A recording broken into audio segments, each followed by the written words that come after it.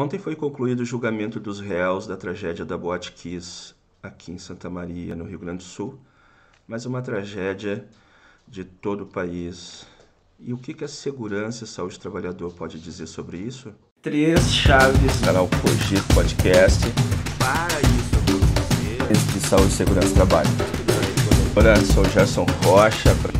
Pois bem, para quem não me conhece ainda, eu sou o Gerson Rocha, aqui do canal Cogito Podcast. E hoje trazemos para vocês um assunto que, para mim, pessoalmente, sei que para muitas pessoas, além daquelas pessoas que perderam seus entes queridos, nessa tragédia inaceitável que foi o incêndio da Boate Kiss, em Santa Maria, no Rio Grande do Sul, e que ontem, aqui em Porto Alegre, teve o júri que decidiu pela condenação de 4 réus por essa tragédia que vitimou 242 vidas com a morte, fora outras centenas de pessoas que foram vitimadas com trauma em decorrência disso, que estavam lá, que ajudaram no salvamento, e outras tantas hoje que vivas ainda carregam sequelas importantes, que alteraram suas vidas e de suas famílias de forma injusta também. Mas antes de mais nada, se inscreva aqui no canal, curta esse vídeo, compartilhe esse conteúdo, comente, faça sua crítica, faça sua sugestão, nos siga aqui no YouTube, se inscrevendo aqui, clicando no sininho para receber as atualizações e também nos acompanhe nas redes sociais como Facebook, Instagram e também esse conteúdo em podcast, somente a sonora, para que você possa acompanhar em qualquer horário, sem precisar visualizar nada, mas escutando através do Spotify, Google Podcast ou de outro canal que tenha esse conteúdo de sua preferência.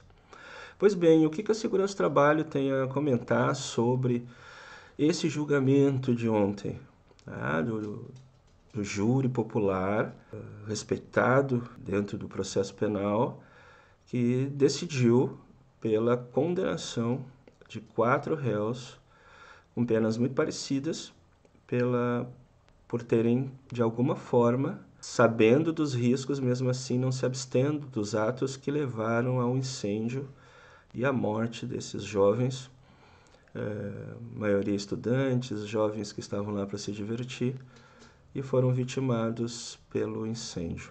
Pois bem, a segurança do trabalho ela está presente em todo esse caso. E por isso algumas pessoas falam, talvez sem saber conceitualmente, de que faltaram pessoas no banco dos réus. Faltaram outras instituições no banco dos réus, que não só aqueles homens, o dono da boate, o sócio da boate e membros da banda que estavam lá fazendo o show e que ao acionarem um sinalizador inadequado, impróprio dentro de um lugar fechado, isso queimou a espuma que estava colada nas paredes e teto da boate e vitimou muitas pessoas por asfixia e provavelmente pelo calor. E muitas pessoas, 242 vidas. Eu ontem, ao assistir o julgamento, me bateu uma tristeza muito grande. E especialmente, deixo claro aqui o meu respeito aos parentes das vítimas, aos pais, mães, irmãos, amigos, que perderam dessa forma inaceitável, os seus amores, seus amigos, suas amigas, seus maridos, seus namorados. Mas também me compadeço com os condenados, porque, na verdade, eu gostaria que nada disso tivesse acontecido.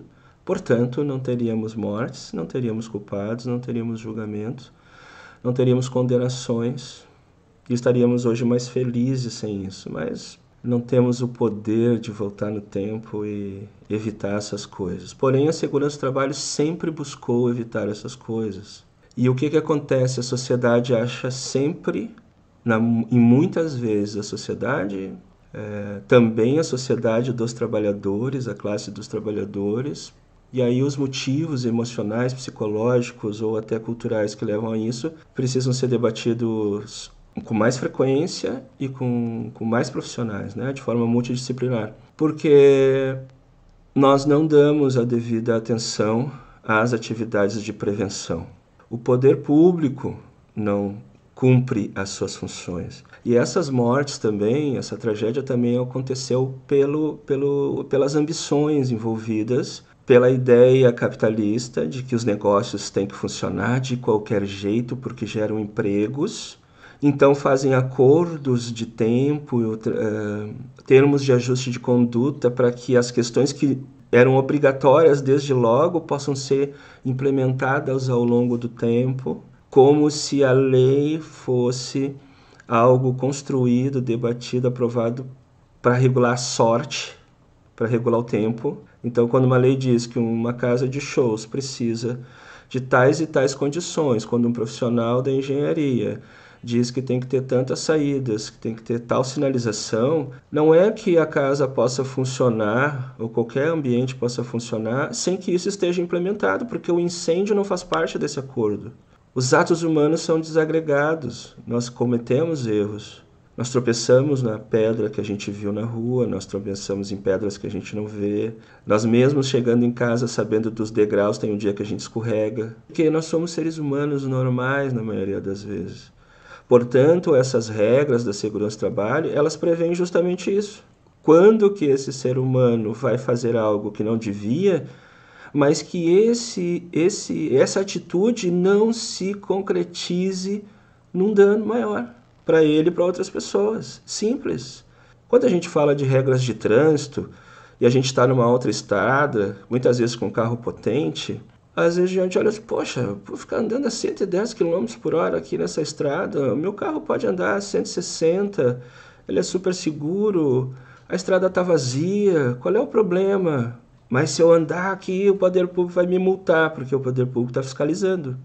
Porque o poder público sabe, os estudos sabem que uma velocidade naquela pista que tem tais características, acima o risco aumenta muito e não vale a pena arriscar a vida das pessoas por isso. Então o poder público regula, põe radar, fiscaliza. E se tu descumprir essa norma, mesmo sem causar acidente, tu vai receber uma pena, que é a multa.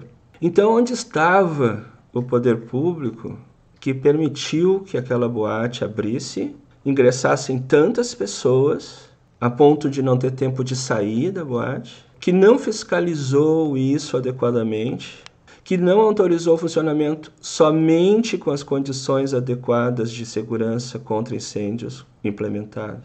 Por quê? E aí são várias perguntas que eu não necessariamente vou dar as respostas, as tenho, muitas delas, mas eu quero refletir contigo.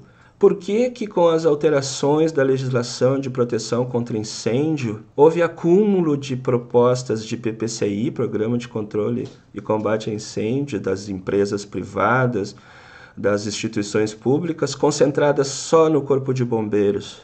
Por que que um engenheiro, um escritório de engenharia especializado não pode aprovar o projeto, tem que ser bombeiro, às vezes nem tão preparado quanto um profissional engenheiro especializado na área? Por que isso? Qual o interesse disso? Eu, quando estudei segurança do trabalho, meu professor de sinistros, Cláudio Hansen, era consultor da Associação Brasileira de Normas Técnicas sobre isso, respeitadíssimo no meio, respeitadíssimo nacionalmente sobre isso. Um engenheiro químico, um homem gentil e inteligente. Nós aprendíamos a dimensionar os extintores, onde deveriam ser colocados, como deveriam ser colocados, por que deveriam ser colocados, os tipos de extintores. Os técnicos de nível médio aprendiam a fazer isso e podiam fazer, eu mesmo na minha carreira fiz, podendo dotar todos os setores, as áreas, os condomínios com a sua ação desses profissionais, inclusive capacitando para o uso desses equipamentos. Porque tudo no campo da engenharia. Por que se reduziu a abrangência do trabalho, que poderia alcançar muito mais lugares? E aí eu vou te perguntar agora, o condomínio de apartamentos onde tu mora tem extintor de incêndio na parede. Você sabe usar? O condomínio já promoveu algum treinamento? O condomínio já promoveu alguma ação para simular o abandono do prédio no caso de incêndio? As caixas d'água do seu prédio são próprias para as mangueiras? E o sistema de proteção contra incêndio tem escada corta-fogo no prédio onde você mora? Use essas perguntas também para o seu trabalho, o prédio onde você trabalha. Qual foi a última vez que você teve um treinamento de abandono de área? Quando que você teve um treinamento de como usar um extintor de água? Como usar um extintor de pó químico? Você já usou algum extintor? Viu se ele funciona? A sua empresa organizou isso, contratou uma assessoria para fazer isso, periodicamente. Então está tudo errado. E aí, quando tem 242 vítimas fatais, nós ainda nos recolhemos naquela proteção compreensível. Eu moro em Porto Alegre, eu moro em Natal, eu moro em Recife. Isso aconteceu lá no Rio Grande do Sul, aconteceu no interior do Rio Grande do Sul. Eu não conhecia ninguém daquelas pessoas, nem os seus parentes, nem os seus amigos. Meus filhos não eram amigos de nenhum daqueles, então tá tudo bem. Eu não posso sofrer tanto a dor daqueles que estão sofrendo. Então, há que se ter atenção com isso. Já que houve depois de 9 anos de espera, houve esse rememoramento desse sofrimento com o julgamento de ontem, é necessário discutir isso sim. E se quando você não discute isso, você faz parte desse processo que vitimou essas pessoas. Então é necessário que busquemos dar atenção para isso, porque isso tem motivos políticos, ideológicos, técnicos, legais também. Ontem uma amiga, num debate breve, uma conversa, né, no grupo de WhatsApp, falou: nós não temos no Brasil supervisão, fiscalização. Por quê? Porque isso deve ser um serviço público. E toda a imprensa, a grande imprensa, todo o sistema, né, que está instalado aqui, diz que o serviço público não presta, não funciona. Quanto menos servidores públicos fiscalizando, menos se atrapalha a lotação de boates, o uso de coisas inadequadas à boate, ninguém fiscaliza se há saídas de emergência, sistemas de extinção de fogo automatizados. Isso é coisa de filme. Nunca vai dar nada, nunca vai dar problema. E tivemos ontem, revivemos ontem com o julgamento, nesses últimos 10 dias, esse sofrimento. E aí as penas desses homens que participaram considerados o homicídio simples com dolo eventual, a pena deles, 22 anos, 18 anos, 19 anos.